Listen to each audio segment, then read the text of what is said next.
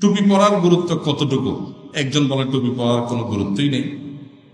টুপি সাহাবা একরাম পরেছেন, নবী করিম সাল্লাল্লাহু আলাইহি সাল্লাম পরেছেন, তাদের মহব্বতে যদি কেউ পরেন তাহলে নবী সাল্লাল্লাহু আলাইহি সাল্লাম পরেছেন সেজন্য আমি পড়ি, সেজন্য তিনি সওয়াব পেতে পারেন। অনেক ওলামা একরাম এটাকে সুন্নতে আদাহ বলেন, অনেকে সুন্নতে ইবাদা বলেন। সুন্নত দুই প্রকার, একটা হলো অভ্যাসগত সুন্নত। নবী করিম সাল্লাল্লাহু আলাইহি সাল্লাম কিছু কাজ করেছেন জাস্ট অভ্যাসগত ভাবে, এটা ইবাদত হিসেবে করেন নাই। যেমন লাউ খেতে তিনি পছন্দ করতেন, এটা অভ্যাসগত সুন্নত, লাউটা তার কাছে ভালো লাগতো। এখন আপনার কাছে আলু ভালো লাগতে পারে, তাহলে আপনি সুন্নাহ বিরোধী লোক হয়ে গেলেন না। আপনার কাছে কুমড়ো ভালো লাগতে পারে, রাসূলের কাছে লাউ ভালো লাগছে, এই জন্য আপনি রাসূলের সুন্নাহ বিরোধী। হ্যাঁ রে, আমার রাসূল লাউ পছন্দ করতে আর বেটা কুমড়ো পছন্দ করে, কত মানবিক দুশ্মন। এইভাবে যোগ বিয়োগ করার সুযোগ আছে? কারণ এটা অভ্যাসগত সুন্নত, ওনার কাছে ভালো লাগছে, আমার কাছে এটা ভালো লাগছে।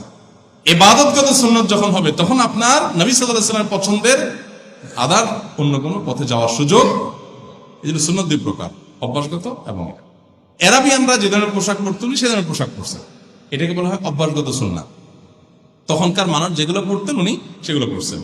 ওনার যদি জন্ম হতো মনে করেন বাংলাদেশে, তাহলে হয়তো বাংলাদেশে তখনকার মানুষের যে পোশাক আশাক সেগুলো পছন্দ করতেন, কারণ আঞ্চলিক যে পোশাক আশাক এবং অন্যান্য কালচার গুলো আছে এগুলোর সাথে বাংলাদেশের মৌলিক কোনো সংঘর্ষ না থাকলে এগুলো সবগুলো অ্যালাউড ইসলামে।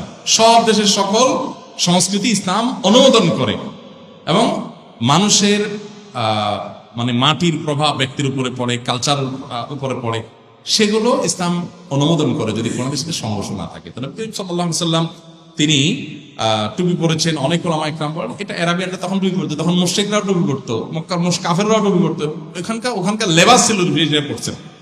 যদিও যারা এটা বলেন সুন্নতে আদা, তাদের মত অনুযায়ীও যদি কেউ নবী সাল্লাল্লাহু আলাইহি ওয়াসাল্লাম কে মোহাব্বত করে টুপি পরে, যে তিনি পরছেন তা আমি পরছি, কোনো কারণ বুঝি না, আমি তার অনুসরণটা করছি, তাহলে তিনি সওয়াব পাবেন। যেমন লাউ যদি কেউ খায় বেশি বেশি করে, তার নিয়ত থাকে যে আমার নবী সাল্লাল্লাহু আলাইহি ওয়াসাল্লাম পছন্দ করছেন সেজন্য আমি এটা পছন্দ করি, সেজন্য আমি এটা কিনবো, ওটি খাবো, তো ইনশাআল্লাহ সে সওয়াব পাবে রাসূল সাল্লাল্লাহু আলাইহি ওয়াসাল্লামের মহব্বতের কারণে, তাকে মহব্বত করার কারণে। এটা হলো ভালোবাসার কারণে শুধু। নামাজ, তবে অনেক ওলামা কেমন বলেছেন সুন্নতে ইবাদাহ, তবে টুপির জন্য আলাদা কোনো ফজিলত আসলে আমার জানা নাই যে টুপি পরলে নামাজ এত রাকাত বেশি হবে, টুপি পরলে তার এত নেকি হবে, বা তোমরা টুপি পরবা, এরকম আলাদা কোনো ফজিলতের কথা বলা হয়নি। বাট নবী সাল্লাল্লাহু আলাইহি ওয়াসাল্লাম পড়ছেন, সাহাবীরা পড়তেন, সেই হিসাবে তাদের মহব্বতে পড়লে আপনি সওয়াব পাবেন। জাস্ট এটুকু, নামাজের মধ্যে যদি টুপি না থাকে সওয়াব একচুল পরিমাণ কম বা বেশি হবে না টুপি থাকে না থাকে, বিশেষ করে আপনার সুন্নতে আদাত যারা মনে করেন তাদের দৃষ্টিকোণ থেকে।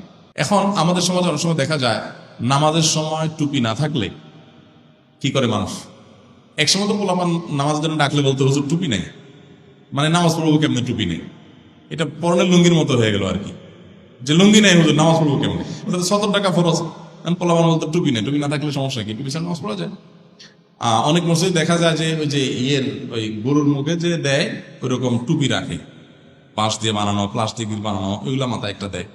আর যদি ওইটাও না থাকে তো অনেক লোকের তো দেখছি আমি, এখন এগুলো কমে গেছে আস্তে আস্তে, অনেক লোক দেখছি যে আপনার ওই যে রুমাল আছে না, রুমাল দিয়ে মাথায় একটা বান্ধন দিয়ে একটা টুপি বানায়, মানে মনে করে যে এটা ঢাকাটা খুব জরুরি কিছু নামাজের জন্য। আসলে ব্যাপারটা সেরকম না। তবে হ্যাঁ, নামাজের জন্য পরিপাটি হওয়া উচিত, সুন্দর পোশাক পরা উচিত, ওলামাদের মুত্তাকিদের লেবাস পরা উচিত, সেই হিসেবে আপনার টুপি থাকলো, পাঞ্জাবি থাকলো, ভালো পোশাক থাকলো, এটা ভিন্ন বিষয়। টুপির সাথে নামাজ হওয়া আমার কোনো সম্পর্ক।